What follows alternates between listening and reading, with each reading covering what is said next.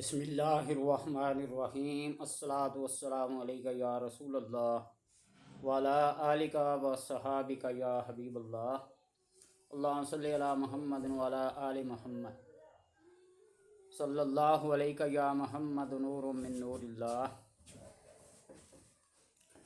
حضرت امام جعفر صادق علیہ السلام ایک دفعہ مدینہ منورہ تشریف لائے اور لوگوں نے آپ سے علمی استفادہ حاصل کرنے کے لیے جمع ہوئے۔ آپ نے لوگوں سے کہا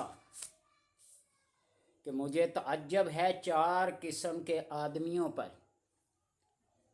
جو ان 4 باتوں سے غافل ہیں۔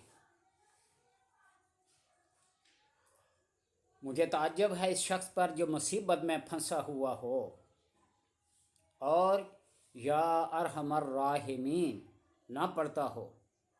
حالانکہ اللہ تبارک و تعالی نے قرآن مجید میں حضرت ایوب علیہ السلام کے بارے میں یہ ارشاد فرمایا وَأَيُّوبَ إِذْ نَادَى رَبَّهُ أَنِّي مَسَّنِيَ الضُّرُّ وَأَنْتَ أَرْحَمُ الراحمین۔ اور ایوب نے جب اپنے رب کو پکارا کہ میں مصیبت میں پھنسا ہوا ہوں اور آپ ارحم الراحمین ہیں، اس دعا کا فائدہ خود قرآن نے بیان فرمایا ہے۔ فَاسْتَجَبْنَا لَهُ فَكَشَفْنَا مَا بِهِ مِن ضُرٍّ۔ بس ہم نے ان کی دعا قبول کی اور ان کی تکلیف کو دور فرمایا۔ جو بندہ مصیبت میں پھنسا ہوا اور یہ دعا نہ پڑھے وَأَنْتَ أَرْحَمُ الراحمین، جو بندہ نماز کے بعد 101 بار یا ارحم الراحمین یا ارحم الراحمین یا ارحم الراحمین آمین پڑھتا ہے، اللہ تبارک و تعالیٰ نے ایک فرشتہ مقرر کیا ہوا ہے جو اس بندے کی مدد کے لیے جہاں کہیں سے بھی وہ ارحم الراحمین کی پکار، اس کی صدا بلند کر رہا ہو، وہ فرشتہ اس کی مدد کو پہنچتا ہے۔ اس لیے مصیبت میں پھنسے ہوئے بندے کو یا ارحم الراحمین کا ورد کرنا چاہیے۔ یا ارحم الراحمین یا کے ساتھ جڑے پڑھیں گے، ارحم الراحمین پڑھیں گے۔ نمبر 2 کہ مجھے تعجب ہے اس آدمی پر جو غم میں پھنسا ہوا ہو اور وہ دعا نہ پڑھے جو حضرت یونس علیہ السلام نے مچھلی کے پیٹ میں پڑی تھی، لا الہ الا انت سبحانک انی کنت من الظالمین۔ اب لوگ کہیں گے کتنی دفعہ پڑھو؟ بھائی پڑھو، جتنی ہمت ہے، جتنی گنجائش ہے، کھلا پڑھو، تعداد مقرر کر کے نہ پڑھو، ہر نماز کے بعد پڑھو، چلتے پھرتے اٹھتے بیٹھتے اس کو پڑھو۔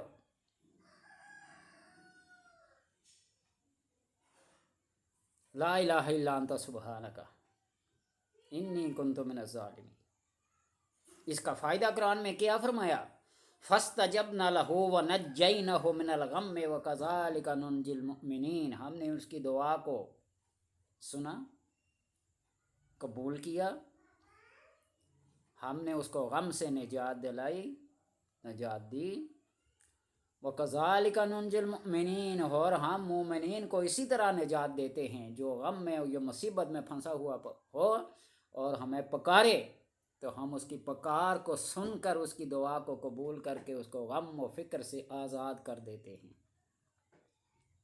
اور نمبر 3 میں فرمایا مجھے تعجب ہے اس شخص پر جسے کوئی خوف لائق ہو اور وہ دعا نہ پڑھے جو صحابہ کرام نے خوف کے وقت پڑھی تھی، حسبنا اللہ و نعم الوکیل، حسبنا اللہ و نعم الوکیل، نعم المولا و نعم النصیر۔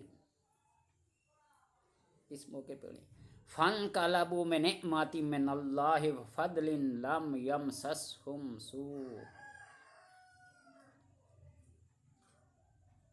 جنگ احد کا واقعہ ہے۔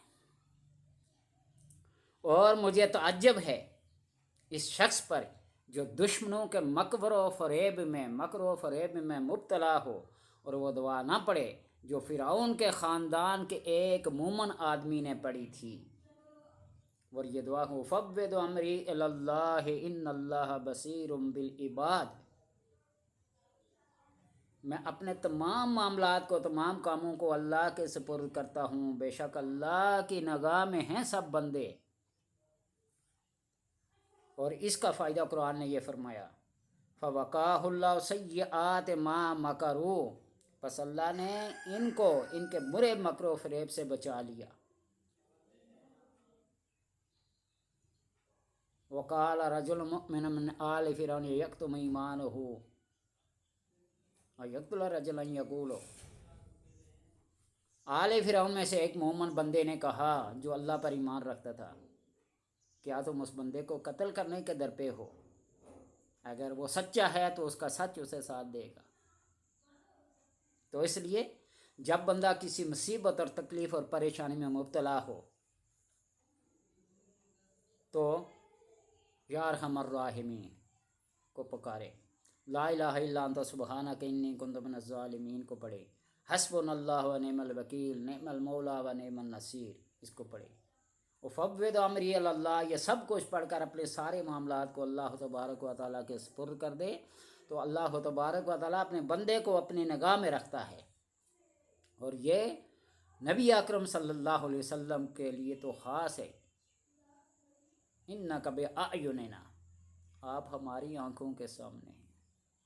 تو بندہ بھی جب اپنے سارے معاملات کو اللہ کے سپرد کر دیتا ہے تو وہ اللہ کی آنکھوں میں، اللہ کی بصر میں، اس کی سماعت میں آ جاتا ہے، اس کی حفاظت میں آ جاتا ہے۔ اس آیت کو، اس دعا کو